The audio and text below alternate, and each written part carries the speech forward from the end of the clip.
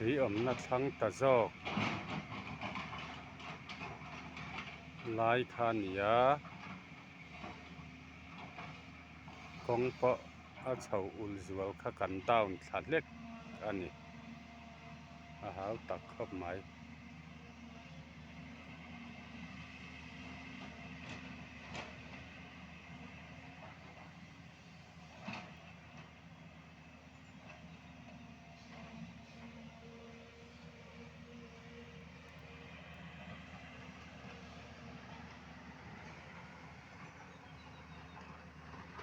hei tui awmna